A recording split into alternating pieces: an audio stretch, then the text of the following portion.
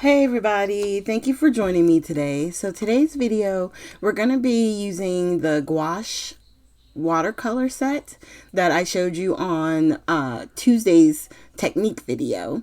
And we're going to make 2 cards.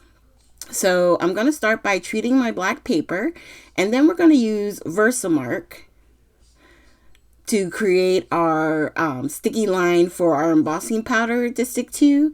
And you're going to see, because I don't get a good impression, and I'll wind up going back and redoing it on the black paper, but you'll see for right now, basically the process that I'm doing. So you want to treat the paper to make sure that the embossing powder itself doesn't stick in places where you don't want it to. But on the other side of that, you still want to make sure you have enough sticky ink for the embossing powder to stick to. And as I was putting the powder on, I could see it wasn't really sticking the way that I was hoping it would. So I'm going to wind up stamping on the black with black ink for us to use to stick the embossing powder to, but that'll come after I do our white paper.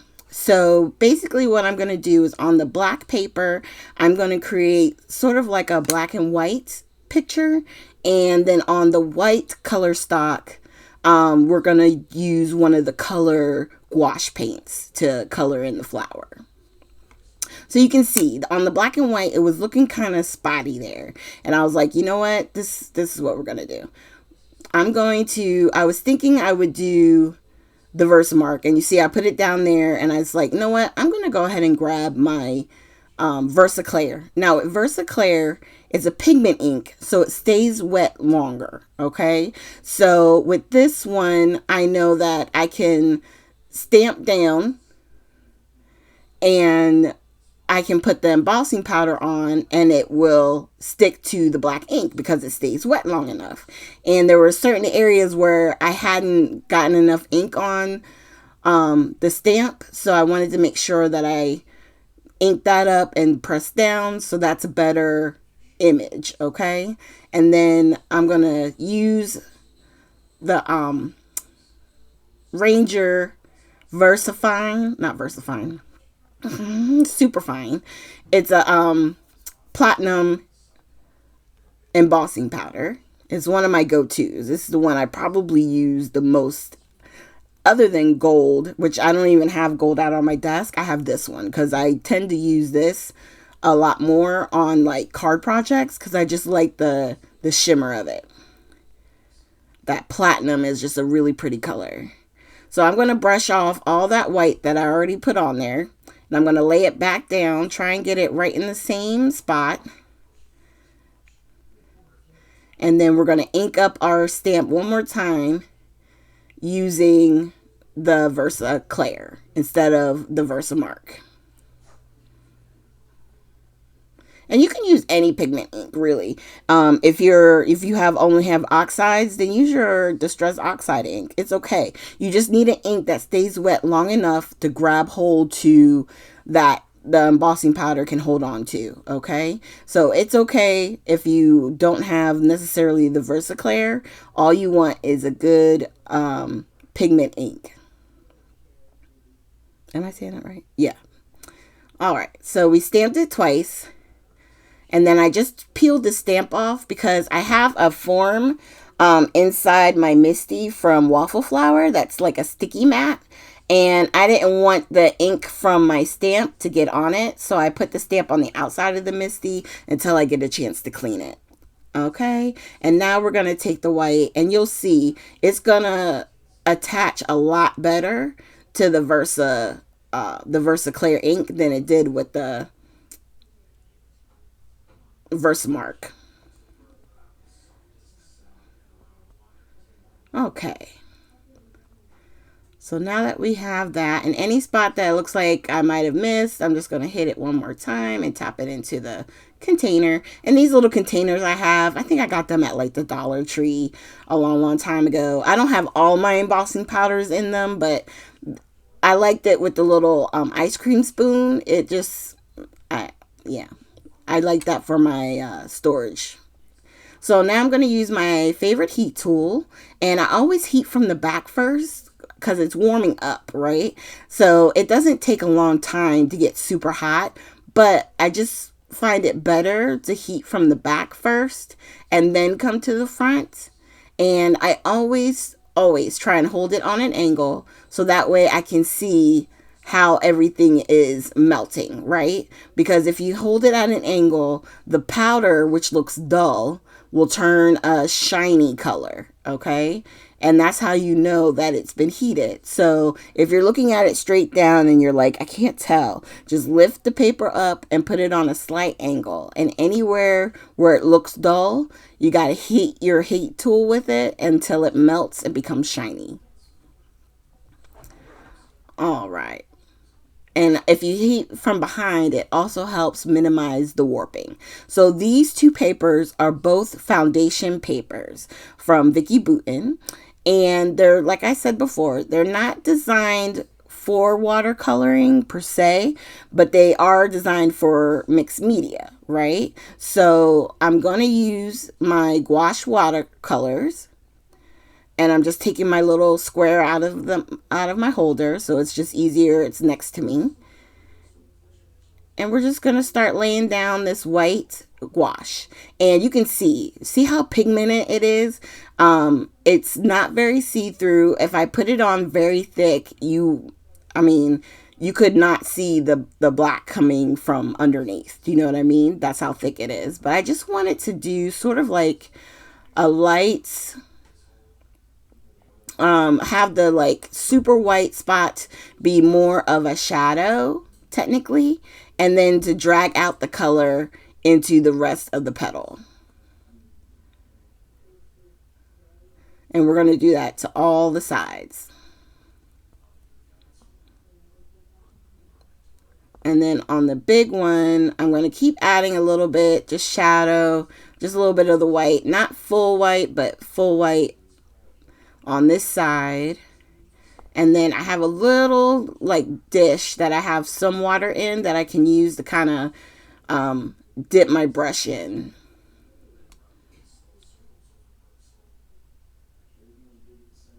And so you draw the dark line of your watercolor paint, right? The gouache. And then you just lightly pull that color from that line all the way to the inside to give it that shading. And then on these parts, I'm going to leave it mostly like the real strong white to show contrast. And while that dries, I'm going to start on the other two petals. So this one is obviously closed, so I'm just coloring the whole thing. Anywhere where it would be like green or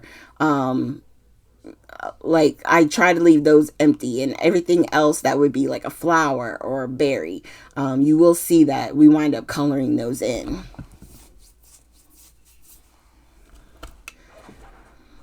And I had at one point some black watercolor paper. You can get it.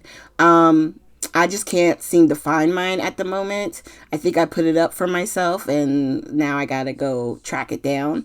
But the white and the black watercolor, they act the same. And like I said, the gouache paint really shows up beautifully on black watercolor paper. I think though they are pretty on white paper, there's something about the way that it shows up on the black that's really pretty. You can make fun galaxy backgrounds. You can make a lot of different backgrounds using it. And there's our flower. So we're going to put that to the side. I'm not sure if there's two pieces on there where I'm like, is it a flower?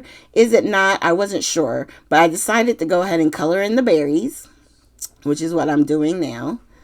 And then we're also going to color in, because there's a spot where there's like some flowers. We're going to color those in as well. So berries, and then I'm just going to hit a few of those right there. And on the other side of the big flower. Yep.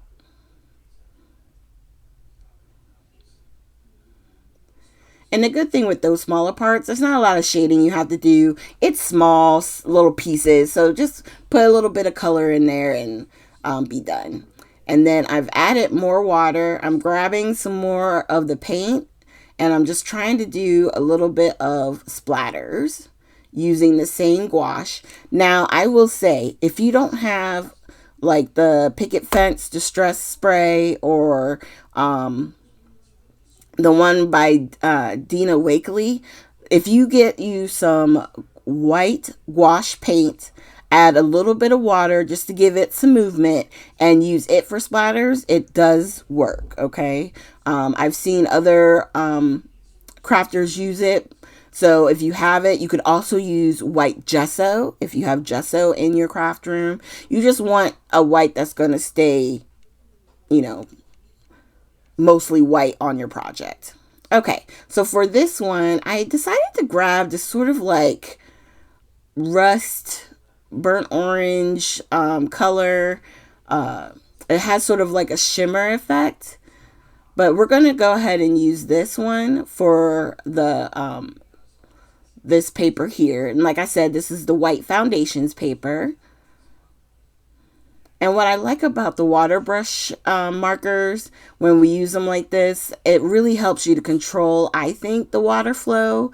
And that's why I also have the little dish over on the side where I can keep a little bit of water. So if my brush does get dry, instead of squeezing, I can just kind of dip the brush into the water and still manage like how much water is on the actual brushes themselves. So it's a combination of I guess when you're first starting out, I would suggest the water brushes like this so you can get used to like how much water, if they squeeze a little bit, not enough water, stuff like that. And then as you continue to play with your watercolors, you can get the dish and then, or like a bowl or a cup and, grab your water from there. Because I think the main thing is just playing, right? That's how you learn about your mediums. You just have to play with it and figure it out. And then that way you can keep practicing. You can keep trying it on different projects. And for me, this one, I really liked how this turned out. It's almost reminds me of like when you do sepia or sepia toned colors, you know what I mean? Like it has that brown kind of warm, very comforting feel. I definitely liked how this one turned out as well. And we're doing the same thing, coloring all of our petals.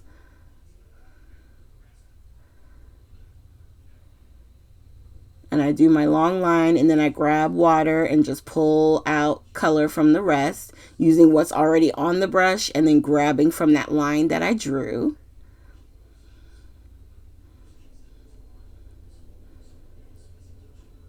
And then we just pull it up to fill in the area. Yeah, I think it's just such a pretty color too.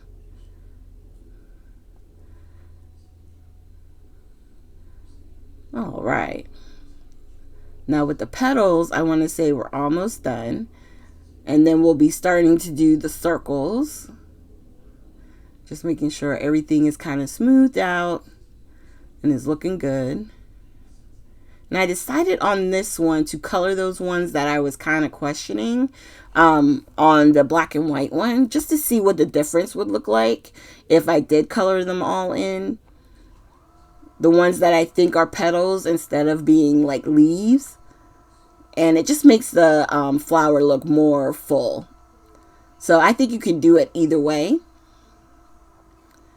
And you'll be happy with it. Because I don't mind the black and white one looking the way it does. I think it's really pretty. But I do like filling in those other areas. See that shimmer? There's a little bit of shine. Almost like a metallic shine. Yeah. Okay, now we're filling in the berries again.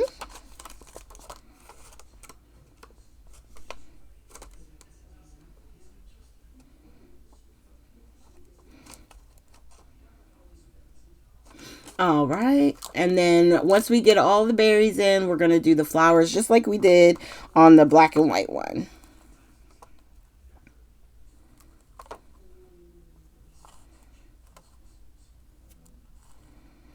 Okay.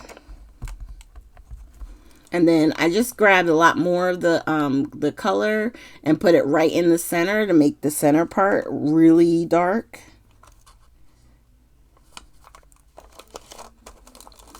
And then we're going to color in the little flowers.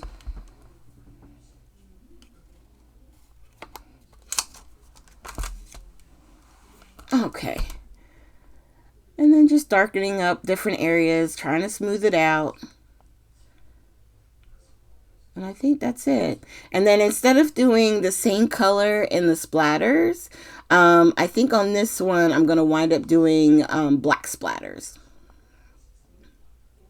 But I was like, you know what? Let me go ahead and dry it, because as soon as the droplets hit, it would start to wick, you know, because it's like hitting a wet surface. So we're going to dry it, and then we're also going to go ahead and finish making the card. Okay, so we had cut these to 4 by 5 1/4, which will give us a nice border around our card front. And I'm going to grab some Elizabeth's Crafts cardstock to make my card base, which are going to be 4 1/4 by 11. And then we're just going to fold them over in half and do our fold line with our bone folder. And we're going to make these top folding cards. And I put the smooth side on the inside of the card. Yeah, here's where I realized, no, you already cut it. You already cut it to match. So now we're just going to tape around. And whenever I use my tape runner, I always use wet glue too. So if you guys are new to my channel, you'll see me using both. Don't panic. I do that for a reason. I like to make sure that I have time to pull it back up if I need to. And the wet glue gives me just a few seconds of wiggle room before it adheres permanently. Okay. So we're going to go ahead and hit that.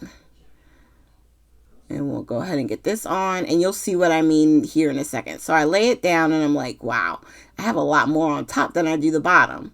So I was able to pull that up, adjust, and then lay it back down.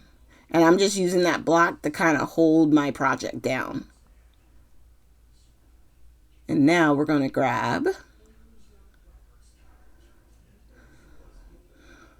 I believe I'm looking, am I looking for my spray? No, it's right there. And doing this voiceover, I'm like, wait a minute. I'm trying to find something, and I can't remember exactly what it was I was trying to find. But anywho, while we're waiting, I'm going to wind up, the sentiments. I was like, what was I looking for? I have these from Tailored Expression. I did a bunch of punching out. I did heat embossing in white. I did some on craft cardstock with gold. I got to do up some more because I'm running low. So I'm just going to grab 2 sentiment strips from my happy birthday. And we're going to finish out the cards with that. Where did I put those? Okay. Here they are. So on this one, it says, it's your day, treat yourself. And on the other one, it says, may all your wishes come true. So 2 very beautiful cards that you could send to someone on their birthday. I love how they turned out. And now we're going to hit it with the splatter. And if you wanted to, you could definitely hit the black and white one with the picket fence. It doesn't hurt. Gives you just a few extra splatters. And there you go. The final project. All right. And thank you guys so much for joining me today. I hope you liked the video. Please consider hitting the like, share, and if you haven't already, please consider subscribing. I would greatly appreciate it. And I look forward to seeing you guys next week with our next technique and our next project. You guys have a great weekend, okay?